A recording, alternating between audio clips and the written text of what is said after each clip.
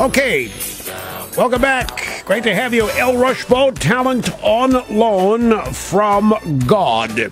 We have the audio of the new ad of Obama donating to himself. Yeah, it sounds vaguely obscene. Obama donating to himself. He's sitting at a dinky little desk. He's using a dinky little laptop. He's whining about all the money that Romney is raising. And I'm trying to set the video stage here for you. He's pretending to type in credit card information and donate to his own campaign, which he says he cleared with Michelle. He's trying to show his idiot base how to do it. He said Michelle gave him permission to do this, and then they dare call Romney a wimp. Here's how it goes.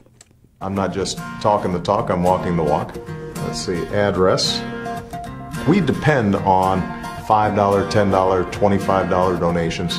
You know, we don't get some of the massive checks that the other side does. Boo-hoo! Cleared this with Michelle. I want everybody to know. This is all pretty convenient. What the hell? Employer, United States of America, and my occupation is president.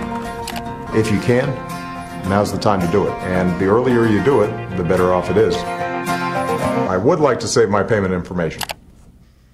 We're talking about the president of the United States here. Syria's about to fall apart or blow up. You know they're talking about getting weapons of mass destruction out of Iraq. Have you heard this? They got to get WMD, some of Saddam's chemical weapons. I didn't think they were. Got to get them out of there now because of what's happening in Syria. And some of them are in Syria. And McCain's running around talking about it's the Twilight Zone. And here's this guy sitting down at his dinky little desk with his dinky little laptop actually typing in a donation to himself and telling us that he has cleared this with Michelle. Yeah, it's only $5,000, and she said no more than that. Only $5,000. And Romney's a wimp on the cover of Newsweek. This is... And then they want to tell us he's up 9 in Florida with this kind of claptrap. Okay, back to the phones. Raleigh, North Carolina. This is Jay. Thanks for the call, sir. Great to have you here. Thanks for having me on, Rush. You bet. I just want to touch base with you in regards to what I saw. I went to a Chick-fil-A in Raleigh, North Carolina today. It took me 20 minutes just to even get my order placed. It was packed full of exciting people and a lot of people there just excited to be there. I've been through that Chick-fil-A a lot. I've never seen it so crowded. Let me tell you something. I am being bombarded with email from my website account, the Rush 24/7 member email, with stories just like the one you're telling from all over this country about how crowded the Chick-fil-A's are, about how long the lines are. I just got an email. Get this, Jay, I just got an email from a guy who said where he lives that on the sign at the neighboring Wendy's, it says today, go to Chick-fil-A. I don't know where this is, but I bet it's not the only example of it. A local Wendy's is telling us today we think you should go to Chick-fil-A or something like that. It's happening all over. And it's political. Rahm Emanuel and Thomas Menino, mayors of Chicago and Boston, made this political. And now the people of this country, I'm going to tell you, you're looking at a microcosm of what's going to happen on November 6th. Or whatever the date is.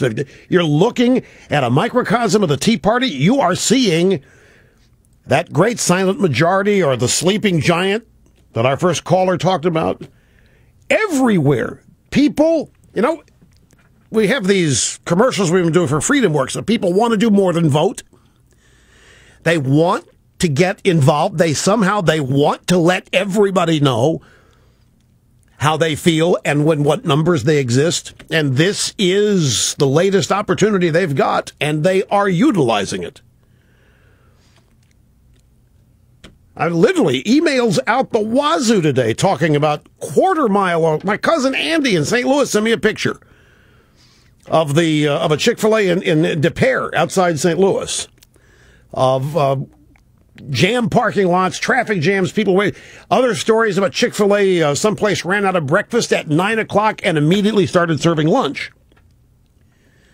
Now, meanwhile, Chicago, you got the mayor there, Rahm Emanuel, talking about, well, they don't represent Chicago values. And a guy in Boston essentially saying the same thing.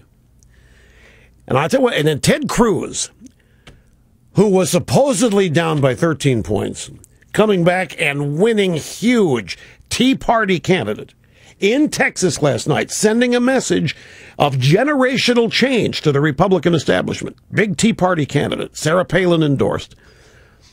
There is an explosion like waiting to happen in this country. People are fed up, and this is a sign.